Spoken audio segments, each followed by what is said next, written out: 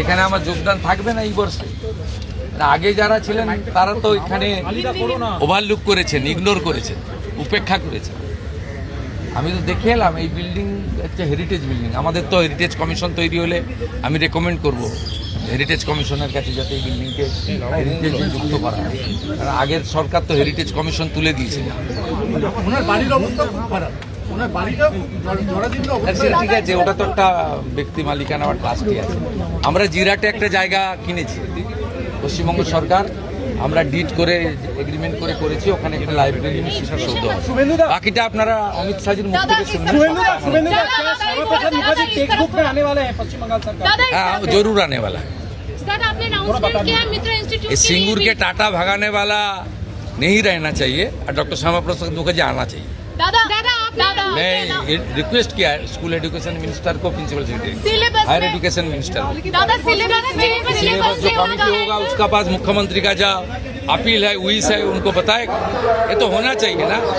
सिंगूर में टाटा का भगाना का इतिहास है, वो तो सिलेबस से हटना चाहिए। अब ये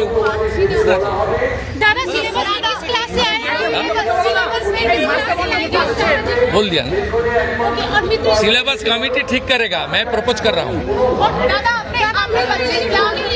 सिलेबस कोई पॉलिटिकल लीडर नहीं बनाता है, लेकिन मैं प्रपोज कर सकता हूँ as a MLA of this area. मित्र इंस्टीट्यूट के लिए भी आपने कहा कि 25 लाख रुपया देंगे। ये मेरी क्षेत्र के अंदर आता है। इस बार सरकार ने 70 लाख को 1 करोड़ किया है MLA लाख।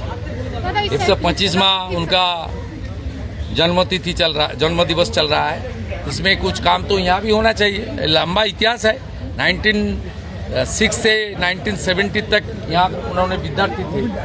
उसका बाद 1924 से 1938 स्कूल का जो परिचालन कमेटी था उनका प्रेसिडेंट था। इसका बड़ा योगदान है इनका, विद्यार्थी के नाते, परिचालित के नाते।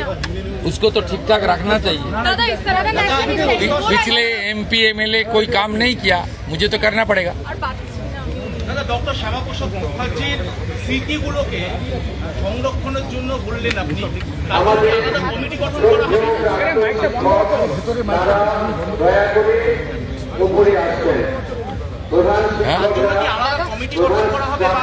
কমিটি অলরেডি হয়েছে। মুখ্যমন্ত্রী, সভাপতি, চিফ সেক্রেটারি, মেম্বার সেক্রেটারি, গভর্নমেন্টের সাইড থেকে 10 জন আছে আর বাইরে থেকে 10 জনকে নেওয়া আছে। বিশিষ্ট মানুষরা আছেন এই রাজ্যে।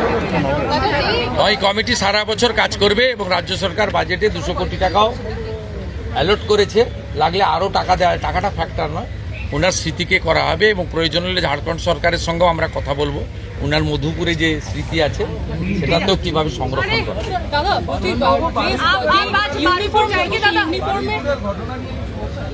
না, আমি কালকেই ওনার বাবার সঙ্গে কথা বলেছি। ওনার বাবা বিচার চেয়েছেন। জঘন্যতম ঘটনা, সিট গঠন হয়েছে। পরিবারের পক্ষ থেকে 4 জনের বিরুদ্ধে অভিযোগ দেওয়া হয়েছিল। 2 জনকে গ্রেপ্তার করা হয়েছে, 3 জনকে ডিটেন্ট করা হয়েছে, যাদের সঙ্গে পলাতক 2 আসামির ফোনে কথোপকথন পেয়েছে পুলিশ।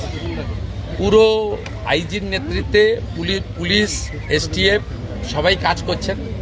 ওনার পরিবার যা যা চেয়েছেন সরকারের কাছে সেই কাজ সরকার করছে। আমি আশা করি যে তদন্তের মাঝপথে আমার না বলাই ভালো, কিন্তু এটুকু আমি বলে দিচ্ছি, পরিবার যেভাবে জাস্টিস চেয়েছেন, পরিবার, সরকার এবং পুলিশের কাছ থেকে যে যে সহযোগিতা চেয়েছেন সেটা তারা পাবেন। মোট 4টি মামলা হয়েছে। একটি এই জঘন্যতম অপরাধের মামলা ছাড়া আরও 3টি মামলা হয়েছে। সম্ভবত আমি এখনই বলবো না, আমি কাউকে ক্লিয়ারেন্স দিতে চাই না, পুলিশ বলবে। যেটা মব লিঞ্চিং হয়েছে এর পিছনে একটা কমিউনাল অ্যাঙ্গেল ছিল। রেল লাইনে যেভাবে রেলপথকে উপড়ানো হয়েছে, আমাদের অতীত ইতিহাস মনে পড়ছে। 2019-এর CA বিরোধী আন্দোলন বা কিছুদিন আগে ওয়াকফ অ্যামেন্ডমেন্ট বিরোধী আন্দোলন। তৃতীয় হচ্ছে CRPF-এর 2 জন জওয়ান আহত হয়েছেন, একটা পুলিশের গাড়িকে জ্বালানো হয়েছে। আপনারা নিশ্চিন্তে থাকুন, প্রথমটার তো বিচার দেব, ক্যাপিটাল পানিশমেন্ট দেব। ওর বাবা যা যা চেয়েছে সব করবে মুখ্যমন্ত্রী। সাথে সাথেই ফোনে কথা বলেছি এবং আমি খুশি যে ওনারা আমার আস্থা রেখেছেন। বাকি 3টে বিষয় যারা যুক্ত, যারা অতৃপ্ত আত্মা, ভোটে হেরে যারা ঘরে ঢুকে গেছিলেন, এখনো ঢুকে আছেন, এই তিনজন মিলে এই যে তিনটে কাণ্ড করেছে না, এদেরকেও কিন্তু ভুগতে হবে। এমন ভোগাবো বুঝতে পারবে।